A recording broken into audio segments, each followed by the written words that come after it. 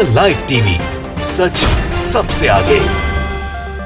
दोस्तों, मैं अब्बास हफीज हूं। आतंकवाद के नाम के ऊपर गिरफ्तारियां होना और उसके ऊपर राजनीति होना, राजनीतिक रोटियां सेकी जाना, वोट लेना, चुनाव जीतना और फिर उन लोगों को भूल जाना जिनको आतंकवाद के चार्ज के ऊपर बुक किया गया था और उनको अदालतों ने छोड़ दिया है। गोदी मीडिया की बड़ी बड़ी रिपोर्टिंग वो खत्म हो जाती है जब आजाद किया जाता है, अदालत की तरफ से बरी किया जाता है। ये सारे के सारे मुद्दे एक बार फिर से गर्मा गए हैं क्योंकि एक बार फिर ऐसा ही मुद्दा सामने आया है। आज तक ने एक रिपोर्ट के अंदर एक खबर लिखी है और उसका ये लिखा है 5 साल सजा काटने के बाद निर्दोष बरी हुए चांद मोहम्मद, कहा आतंकी ठप्पे के साथ मर जाऊंगा।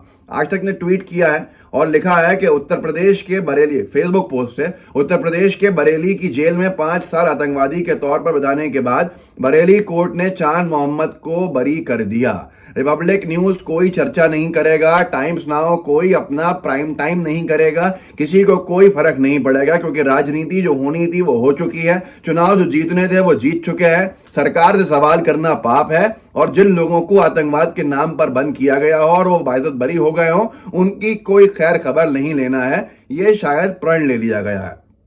अब आप खुद सोचिए, वो चांद मोहम्मद को जिसको आतंकवादी कह के गिरफ्तार किया गया और 5 साल तक जेल में रखा गया आतंकवादी के रूप में, अदालत के अंदर पुलिस साबित नहीं कर पाई, एटीएस साबित नहीं कर पाया क्योंकि सबूत ही नहीं थे, अदालत ने बाइज्जत बरी कर दिया। लेकिन 5 साल उसके परिवार पे क्या गुजरी होगी, उसकी खुद की जिंदगी कहां से कहां पहुंच गई होगी। इसीलिए वो आज कहने को मजबूर है कि उम्र भर, जिंदगी भर आतंकी ठप्पे के साथ मैं मर जाऊंगा।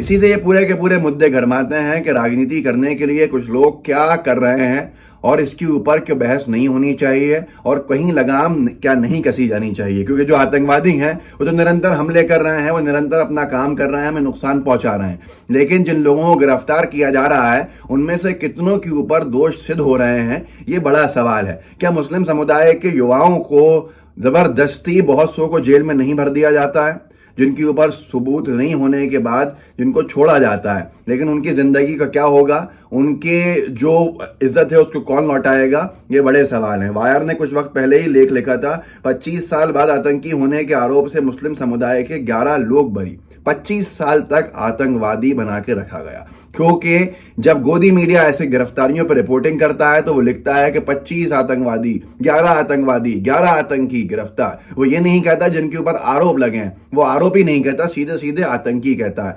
जैश से और न जाने किस किस से उनके तार जोड़ दिए जाते हैं और गोदी मीडिया जज की भूमिका में आ जाता है। इसी तरह से जब वो गिरफ्तारी के बाद 5, 6 साल, 10 साल और यहां तो हद हो गई कि 25 साल, तो उनके परिवारों को क्या हुआ होगा 25 साल तक वो स्थापित हो चुके होंगे आतंकियों के परिवार। क्या उनके परिवारों में किसी ने शादी करी होगी, क्या उनके परिवारों के साथ किसी ने व्यापार किया होगा, क्या उनके परिवारों के साथ किसी ने बातचीत भी करी होगी, या जिनको पता होगा कि वो कसूर नहीं है उनका, उसके बाद भी उनकी हिम्मत हुई होगी कि वो उनसे संबंध रख सकें। ये बड़ा सवाल है कि 11 लोगों को बाबरी मस्जिद गिराए जाने का आरोप के जाने का बदला लेने की साजिश रचने और आतंकी प्रशिक्षण हासिल करने के लिए वर्ष 1994 में टाडा कानून के तहत गिरफ्तार किया गया था और 25 साल के बाद छोड़ा गया। आप सोच सकते हैं कि हालात कितने भयावह हुए होंगे इन लोगों के ऊपर। जब मोदी सरकार नहीं बनी थी तब आज तक ने एक लेख लिखा था और इतनी हिम्मत थी मीडिया के अंदर कि वो लिख सके।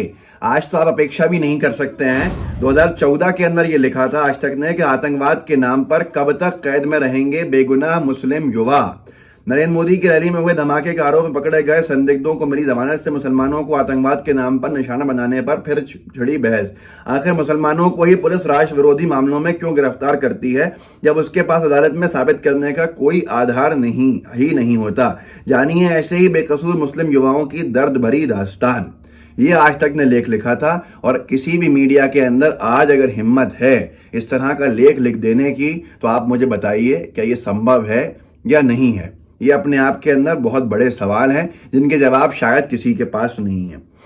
आगे लेके चलता हूं कि इंडिया अहेड ने अभी 2021 का ही मामला है जिसके अंदर ये खबर छापी।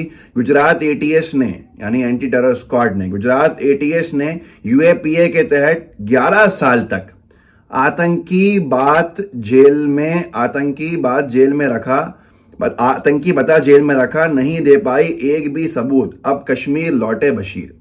एक बशीर नाम का युवा जो कश्मीरी है, उस गुजरात में मोदी सरकार जब गुजरात की हुआ करती थी, गुजरात में जब मोदी जी मुख्यमंत्री थे तब गिरफ्तार किया गया था कि आतंकवाद के चार्जेस के ऊपर, आतंकवाद के शक के ऊपर, लेकिन एक भी सबूत जो एटीएस है स्टेट की वो गुजरात के अंदर नहीं दे पाई अदालत के अंदर। तो 11 साल तक जेल में रखने के बाद, आतंकी बता के जेल में रखने के बाद परिवार पे क्या गुजरी होगी वो छोड़ दीजिए, लेकिन खुद इस व्यक्ति का क्या हुआ होगा 11 साल में, इसका पूरी जिंदगी तबाह कर दी।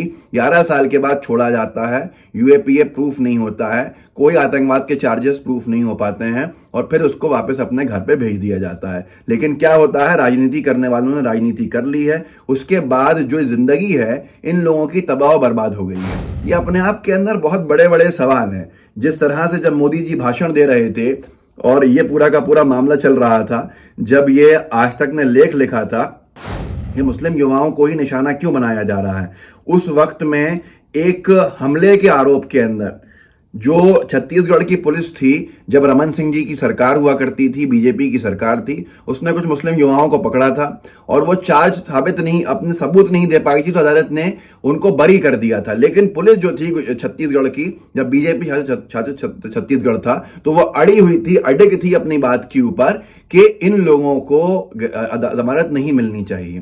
तो ये अपने आप के अंदर बहुत सारे मुद्दे खड़े करता है।